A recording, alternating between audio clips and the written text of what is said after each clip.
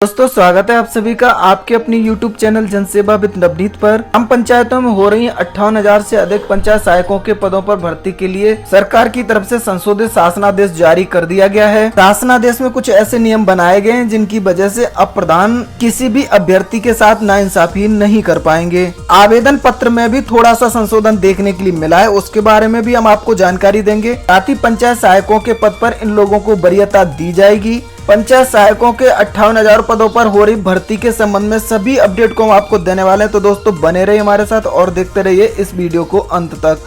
छोटा सा आग्रह हमेशा की तरह आपसे करना चाहेंगे, चैनल पर नए हैं तो चैनल को सब्सक्राइब कर लीजिए।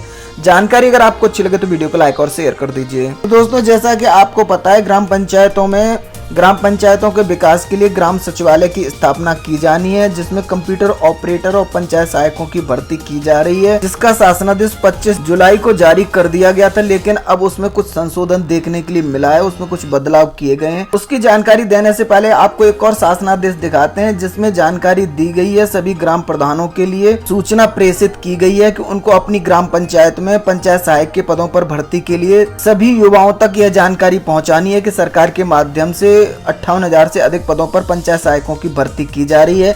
साथ ही ग्राम पंचायत के सूचना पट पर भी यह सूचना उपलब्ध करानी है। प्रधानों को ग्राम पंचायतों में ढिंढोरा पीटना होगा कि 58,000 से अधिक पदों पर पंचायत सहायक के पद पर भर्ती की जानी है ग्राम पंचायत के माध्यम से। इसी संबंध में एक शासनादेश जारी किया गया कार्यालय जिला पंचायत राज अधिकारी कुशीनगर से। इसी प्रकार के शासनादेश प्रत्येक जनपद से जारी किए जाएंगे जिला पंचायत राज अधिकारी कार्यालय से। यहाँ पर सभी विकास खंड अधिकारियों को निर्देशित किया गया है, साथ ही समस्त सहायक विकास अधिकारियों को भी इसमें निर्देशित किया गया है। क्या है इसमें जानकारी देख लेते हैं। विषय देख लीजिए, यहाँ बताया गया ग्राम पंचायतों में ग्राम सचिवालय की स्थापना विषय। अब यहाँ जानकारी दी गई है, शासनादेश संख्या दी गई है।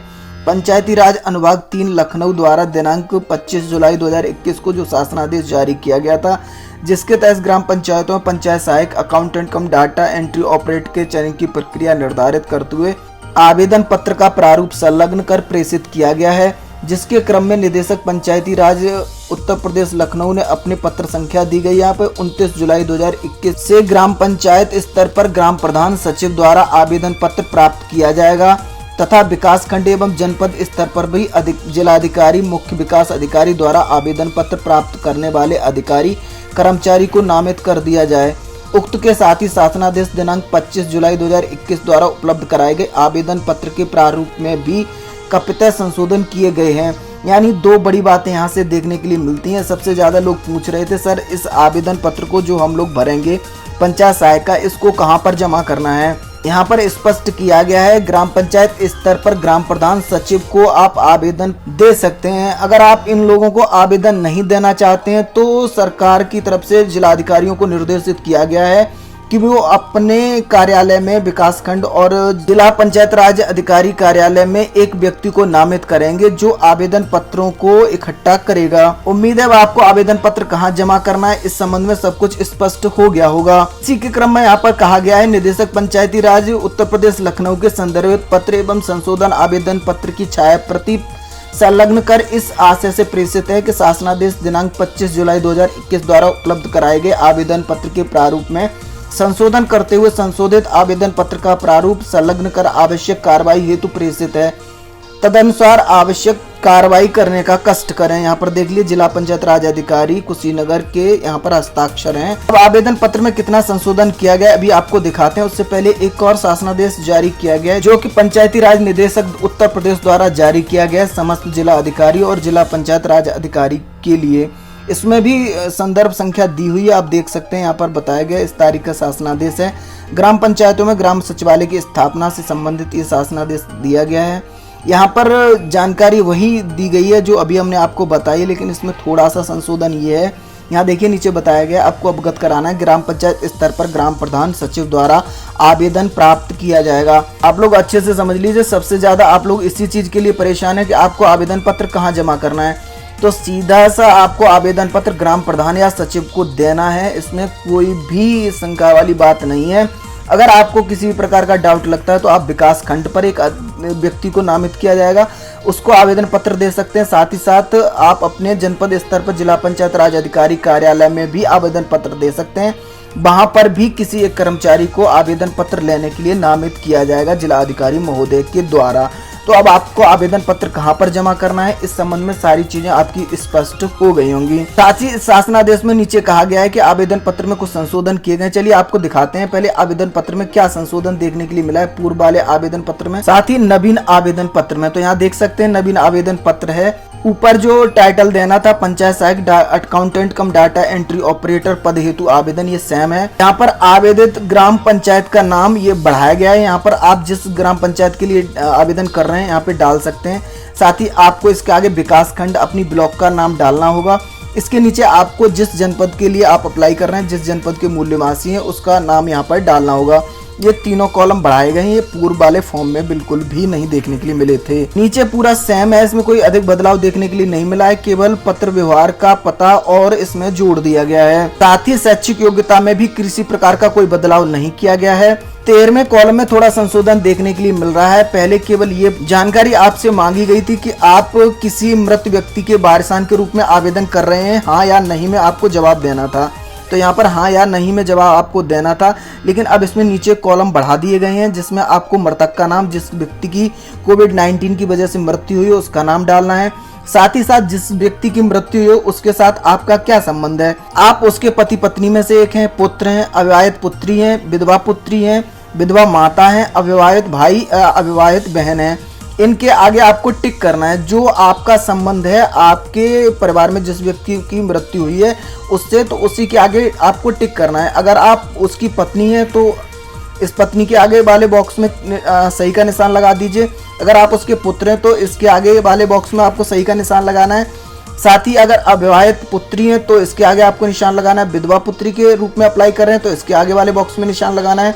विधवा माता के रूप में अप्लाई कर रहे हैं तो इसके आगे वाले बॉक्स में, साथ ही अविवाहित भाई और अविवाहित बहन भी इसका लाभ ले सकते हैं तो इसके आगे वाले बॉक्स में आपको टिक करना होगा। इन्हीं लोगों को केवल लाभ दिया जाएगा। अब आपका ये सवाल भी यहाँ से स्पष्ट हो गया होगा, कोविड-19 से जिस व्यक्ति की मृत्यु हुई है उसके किन संबंधियों को इसमें वरीयता दी जाएगी। अब इस चीज का आप लोग विशेष ध्यान रखिएगा। यहाँ पर जो भी कोविड-19 से मृतक व्यक्ति के संबंधी हैं उनको इसमें वरीयता दी जाएगी, बेशक उनकी मेरिट ग्राम पंचायत में दूसरे व्यक्ति ने आवेदन किया है उससे कम हो। इन सभी लोगों को प्राथमिकता के तौर पर भर्ती किया जाना है। नीचे आपको मृत्यु की दिनांक डालनी होगी, किस तारीख को कोविड-19 की वजह से मृत्यु हुई है। साथ ही सबसे महत्वपूर्ण बात यह है, मृत्यु का प्रूफ करने के लिए आपको इसके साथ एक रिपोर्ट भी लगानी होगी, चाहे वो एंटीजन रिपोर्ट हो, RT-PCR रिपोर्ट हो या CT स्कैन हो या ब्लड टेस्ट रिपोर्ट हो। नीचे आपको जिस तारीख को आपको रिपोर्ट जारी की गई है उसकी दिनांक डालनी है। रिपोर्ट पर आपको देखने के लिए मिल जाएगी, आसानी से डाल सकते हैं। घोषणा पत्र पूर्व की भांति सेम रहने वाला है, नीचे आपको हस्ताक्षर कर देने हैं और दिनांक डाल देना है। अब सबसे बड़ा सवाल ये पूछा जा रहा है सभी लोगों द्वारा लगातार, वो ये कह रहे हैं कि अगर ग्राम प्रधान उनके आवेदन पत्र को स्वीकार नहीं करता है या आवेदन पत्र स्वीकार करने के बाद उसको गायब कर देता है या उसको फाड़ के फेंक देता है तो हमारे पास क्या प्रूफ होगा, क्या हम प्रूफ कर पाएंगे कि हमने ग्राम प्रधान को आवेदन दिया था, इन्होंने आवेदन को गायब कर दिया है। तो उस संबंध में भी यहाँ पर स्पष्ट किया गया है, जिस भी व्यक्ति को आप आवेदन पत्र देंगे उससे आपको एक रिसीविंग मिलेगी। रिसीविंग का छोटा सा स्लिप आपके आवेदन पत्र के साथ ही संलग्न रहेगा, जिसको फाड़ करके ग्राम पंचायत विकास खंड या जिला पंचायत राज अधिकारी में जिस व्यक्ति को आपने आवेदन पत्र दिया है उसके वहां पर हस्ताक्षर होंगे, साथ ही साथ मोहर लगेगी और जिस उसका नाम नीचे लिखा जाएगा और जिस दिनांक को आपने आवेदन पत्र उसे दिया है उस तारीख को भी यहाँ पर नीचे मेंशन किया जाएगा। उसके बाद उसकी मोहर और साइन लगाने के बाद आपको उसकी प्रति दे दी जाएगी, जिससे किसी प्रकार की धांधलबाजी नहीं हो पाएगी। प्राप्ति रसीद आपको दी जाएगी। आप अगर आवेदन करते हैं तो किसी प्रकार की आपके आवेदन पत्र के साथ छेड़छाड़ प्रधान या कोई भी अधिकारी नहीं कर पाएगा। जब आपका चयन किया जाएगा तो सामूहिक प्रशासनिक समिति की बैठक की जाएगी और जितने भी आवेदन प्राप्त हुए हैं उन सभी लोगों को वहां पर बुलाया जाएगा। उसके बाद सभी की मौजूदगी में और आवेदन पत्रों को खोला जाएगा और वहां पे सब लोगों को दिखाया जाएगा कि किसकी मेरिट सबसे अधिक है। उसी क्रम में मेरिट का निर्धारण ही ग्राम पंचायत द्वारा संचालित की जा रही प्रशासनिक समिति द्वारा किया जाएगा।